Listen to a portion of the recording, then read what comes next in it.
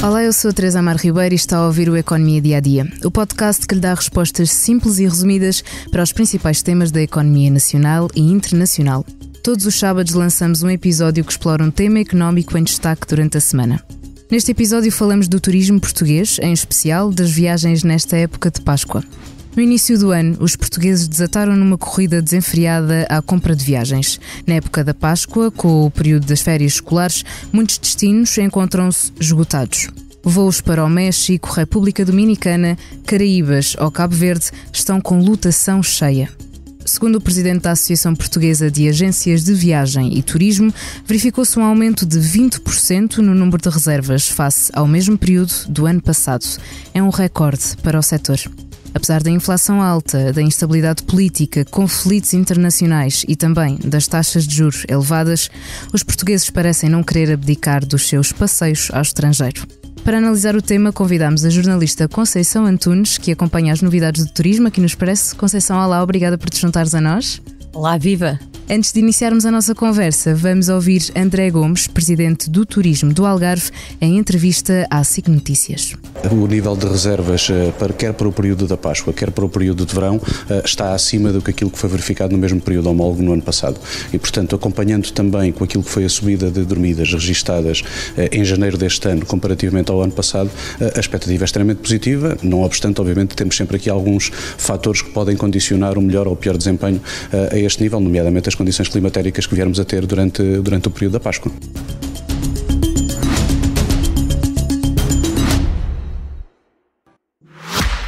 O seu futuro pode dar-lhe a independência que ambiciona, mas não é independente de si. Ele depende da atenção que lhe der agora. O seu futuro precisa de alguém que o acompanhe com dedicação em todas as fases do seu crescimento. De alguém que saiba o que lhe dizer nas pequenas e grandes decisões. O seu futuro precisa de um novo banco. Dê atenção ao seu futuro agora.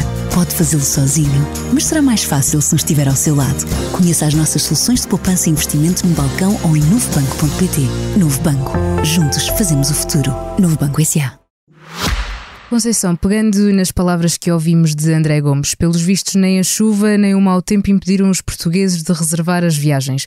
E também a subida do custo de vida, como disse no início do episódio, também não os está a fazer parar. Afinal, o que é que os leva a não deixar de lado as viagens? O que é que justifica este aumento, tanto na época da Páscoa como no verão?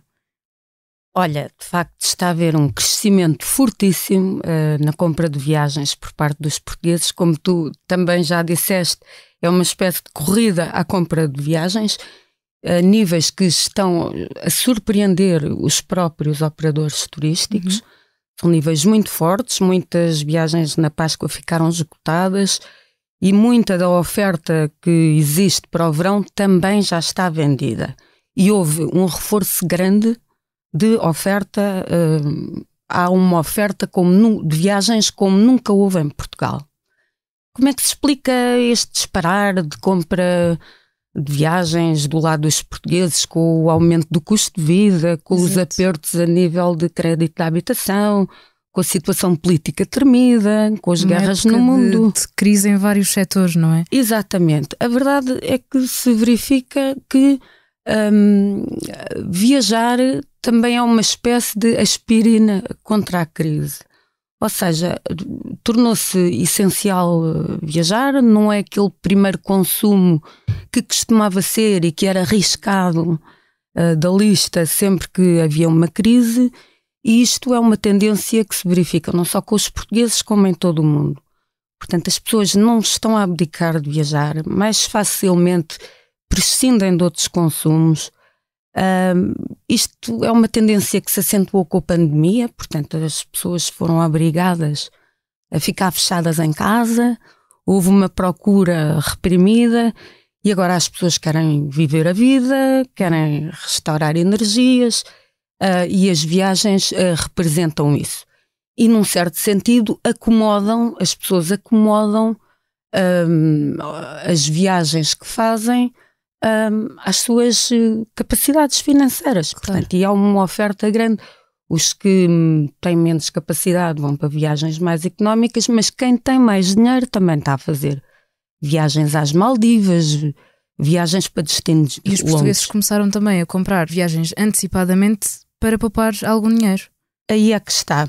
Pronto, a principal razão deste disparar da compra de viagens é que os portugueses acordaram para isso. Ou seja, para as vantagens de compra antecipada, com descontos, com condições especiais, e é muito diferente comprar cedo do que comprar em cima da hora. Os preços podem duplicar ou mesmo triplicar. E, portanto, o preço das viagens e também dos hotéis ou dos aviões funciona hoje como uma espécie de bolsa, ou seja, sofre grandes oscilações ao longo do ano e os portugueses estão atentos a isso. E já começaram a comprar viagens no ano passado, ou seja, aproveitando as campanhas especiais na Black Friday. Exato. E há uma pré-venda, como eles chamam, e também na Feira de Turismo de Lisboa. E é sobretudo isto que explica o pico no consumo de viagens que se verificou no início deste ano. E quais é que têm sido os destinos preferidos pelos portugueses e também os tipos de viagens? O que é que estão a comprar?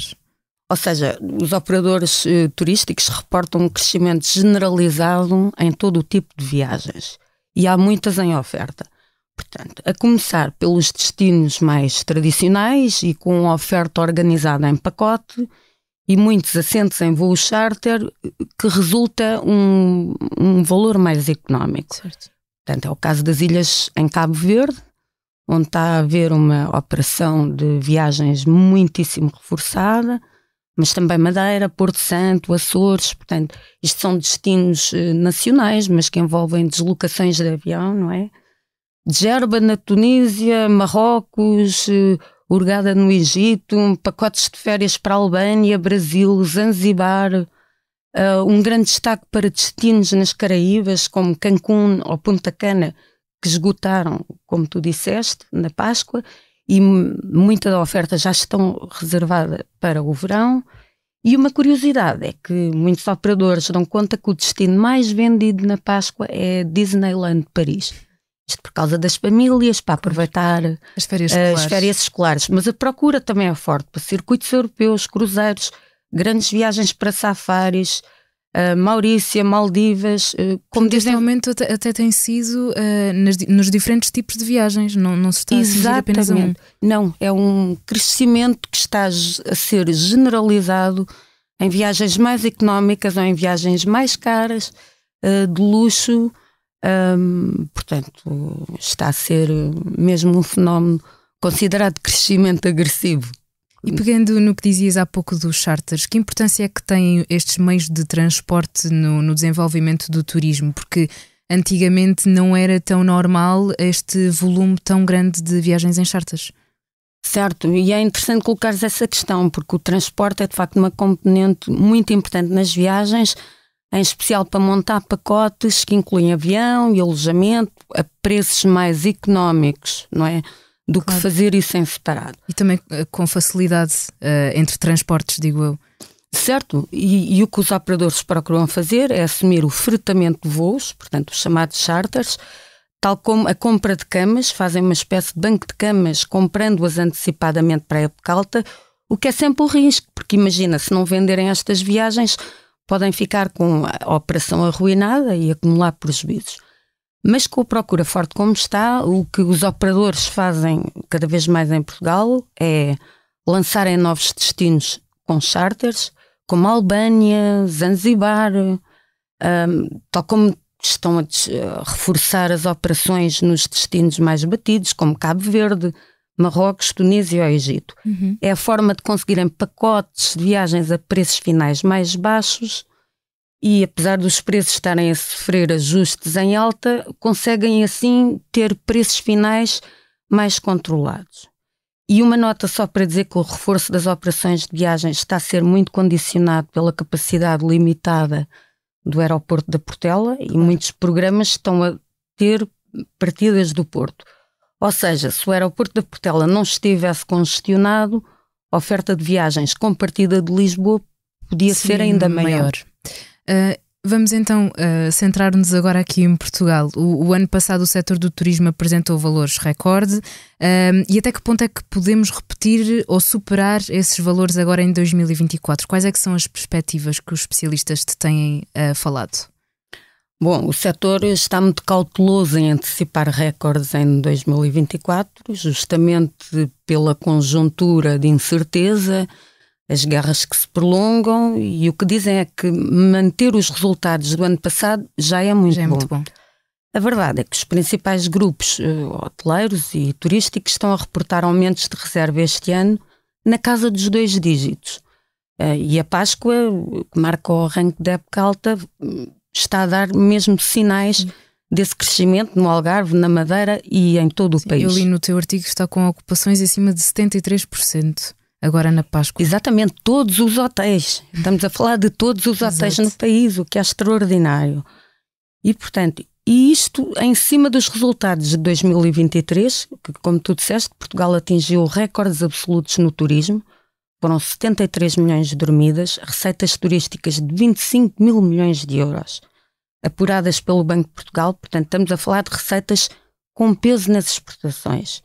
E para se ter uma ideia do alcance deste crescimento, se Portugal atingir um aumento de 7,6% em 2024 em receitas, conseguimos chegar às metas estabelecidas em 2027. Portanto, é realmente São números espetaculares. E os próprios portugueses também estão a contribuir para esse aumento do turismo, como dizias há pouco. Aqueles que têm menos posses acabam por viajar cá dentro, portanto, ajudam também ao turismo a desenvolver-se no nosso próprio país. Ainda assim, uma das grandes dificuldades, por exemplo, no Algarve, é conseguir responder exatamente a esta crescente procura. A resposta passa na maioria das vezes pela contratação de mão de obra estrangeira. O que é que falta para atrair os portugueses a irem trabalhar nos hotéis e restaurantes? E será que teremos o verão de 2024 garantido com as pessoas que temos cá a trabalhar? No setor do turismo, cada vez se fala menos de problemas de falta de mão de obra, justamente devido à política de imigração aberta que Portugal está a adotar. E com isso estão a chegar muitos imigrantes que estão a ajudar a suprir a falta de mão de obra para aquilo que se diz que são funções que os portugueses não querem fazer. Pronto. E segundo a Associação da Hotelaria de Portugal, há registro de pelo menos 115 mil imigrantes a trabalhar no turismo, com prestações e contribuições pagas à Segurança Social, entre um total de 720 mil no país. Portanto, os imigrantes, os trabalhadores de fora estão a ganhar cada vez mais expressão. E, portanto, a ideia agora que está a ganhar corpo também no Algarve, e isto é uma preocupação junto da população, é que os imigrantes estão a contribuir para baixar os salários. Portanto, começa a haver este tipo de discurso numa altura em que os empresários também falam que é preciso criar condições dignas para atrair estes imigrantes que estão a vir para cá a trabalhar, nomeadamente a nível de habitação. Exato. Que é crítico também para nós portugueses, e no Algarve é muito, muito, muito complicado, que é uma região de preços premium, e portanto há que evitar que se comecem a gerar discursos de ódio em relação aos imigrantes. O essencial é procurar soluções civilizadas para os acomodar, para os integrar. Portanto, o nosso futuro coletivo vai ter de ser feito com estas pessoas. E de facto são eles que também estão a responder exatamente à procura do turismo, que é um dos motores da nossa economia. Exatamente, exatamente. E portanto este é um desafio que o setor do turismo tem de olhar a sério nos próximos anos, e numa altura em que está a crescer, sem esquecer outros, como por exemplo este ano, e é muito preocupante, a seca que se prolonga no Algarve, e a região vai ter de gerir problemas de falta de água com mais turistas. E portanto, com todo este crescimento, a nota final é que se deve construir em Portugal um turismo mais sustentável, também a nível de inclusão social destes imigrantes, destas pessoas de fora, condições melhores aos trabalhadores em geral, porque os turistas são cada vez mais sensíveis a isto, a um turismo mais sustentável. Estas são tendências de futuro. Mas sim, é de esperar que o turismo em Portugal continue a dar boas notícias em 2024, se não houver disrupções de maior. Para fechar, Conceição, pergunto-te apenas que, com estes aumentos de que temos vindo a falar na nossa conversa dos recordes de viagens, estará o turismo na moda? Falar de moda é sempre um bocadinho semântica, não é? Em termos gerais, sim, o turismo está na moda, se entendermos a moda como uma tendência e como algo que está no mindset de toda a gente. E pronto, viajar, e aliás, uma das tendências é prosseguirmos as nossas viagens de sonho através do turismo. Sim, essa é uma grande tendência. O turismo representa essa parte boa da nossa vida e que dos sonhos, a parte bonita, e que é uma tendência, sim. Diria que não é uma moda, mas é mais do que uma moda. Veremos então se 2024 vai bater os nossos recordes do turismo. Conceição, muito obrigada. Obrigada, Teresa. Este foi o último episódio do Economia Dia a Dia que gravei para si. O podcast terá a partir da próxima semana uma nova voz e nova autoria. Por isso, desta vez convido-o apenas a ficar e a continuar a ouvir a sua dose diária de economia. Muito obrigada por ter sido meu ouvinte e por me ter acompanhado nesta jornada. A sonoplastia deste episódio foi de João Martins, a quem também agradeço a parceria. Por mim é tudo, até uma próxima.